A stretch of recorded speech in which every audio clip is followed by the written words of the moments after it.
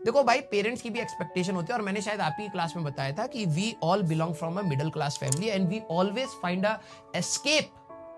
हम लोग अपनी मिडिल क्लास की एस्पिरेशंस जो है कि भैया हमें पास घर हो, गाड़ी हो, शांति सी लाइफ हो, हमें उसको एस्केप करने के लिए हमारे पास सिर्फ एकमात्र चीज बचती है, वो है एजुकेशन। एकमात्र।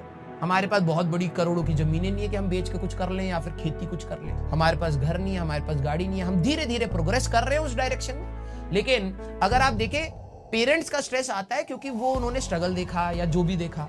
अब वो इनसिक्योरिटी बोलिए, स्ट्रेस बोलिए, एस्पिरेशंस बोलिए, एम्बिशंस बोलिए, इतने सारे वर्ड्स वहां पे वैलिड हो जाते हैं क्योंकि हर टाइप के पेरेंट्स हैं। वो बच्चे पर कैसे आता है, और कई मैंने देखा है कई बच्चे भी ऐसे होते हैं कि पेरेंट्स बिल्कुल चिल है लेकिन बच्चा ही खुद लोड लिए जा रहा है। मैंने ऐसे भी बच्चे देखे। तो अब मैं किसी को समराइज नहीं कर सकता कि आप पेरेंट्स ही क्यों स्ट्रेस डालते हैं। मैंने ऐसे भी पेरेंट्स देखे जो कहते हैं भाई हम तो उसको कहते हैं बाहर जाके खेल, हम नहीं कहते इतना पढ़ाई करने के लिए, ये रूम में ही घुसा रहता है। तो वहां तो बच्चा अपने आप एक बबल बना रहा है कि मेरे पेरेंट्स के एस्पिरेशंस हैं, मुझे कुछ अचीव करना है, दुनिया को मेरे को ये प्रूव करना है। तो वो तो बच्चे ने ही बबल बना लिया। उसको कैसे रोकोगे? उसका रोकने का एकमात्र तरीका है बेटा, यू हैव टू कम्युनिकेट। आपको लग रहा होगा कि शायद वो नहीं समझेगा या वो नहीं समझेगा या ये नहीं समझेगा।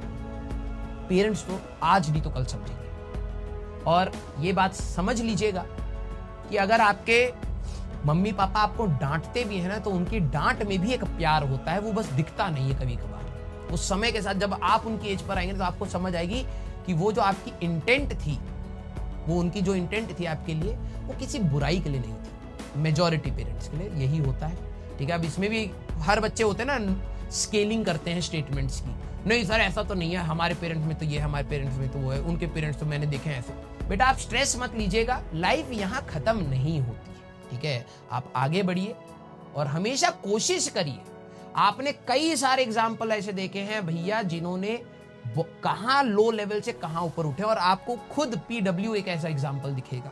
अलग सर आपके सामने एक जीते जाते एग्जाम्पल है यार, आपके खुद।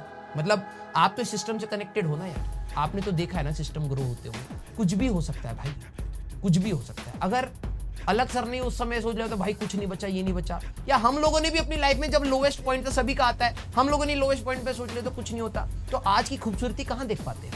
आज हो रही है चीज अच्छी। तो मैं आपको भी बोलूंगा कि कभी भी अगर आपका मूड बहुत ज्यादा खराब हो तो बस समय पर चीजें छोड़ देना कि चलो भैया देखा जाएगा, 1 साल 2 साल देखते कितना खींच सकते हैं, उसके बाद देखा जाएगा कि यहां से भी बुरा हुआ, यहां से अच्छा हुआ। और जनरली चीजें सुधरती हैं भाई, चीजें खराब भी होती हैं, चीजें अच्छी भी होती है। बस हमारी एक्सपेक्टेशन ये होती है कि अच्छी ही चलती चली जाएंगी। ऐसा नहीं होता है, रियल लाइफ में जीना पड़ेगा। तो आप सभी लोगों से मेरी बस एक ही रिक्वेस्ट है, एटलीस्ट अपने पेरेंट्स के साथ कनेक्टेड रहिए, अपने टीचर्स के साथ कनेक्टेड रहिए और कोशिश करिए कि अच्छी चीजें दिमाग में रहे। ठीक है, और सिर्फ पढ़ाई ही सब कुछ नहीं है, और पढ़ाई के बिना दुनिया भी नहीं चलेगी आपकी और हमारी। तो कहीं ना कहीं एक मिडल वे है, कहीं ना कहीं जैसे कहते हैं ना कि the whole world is not either black or white, it's almost the shades of the grey.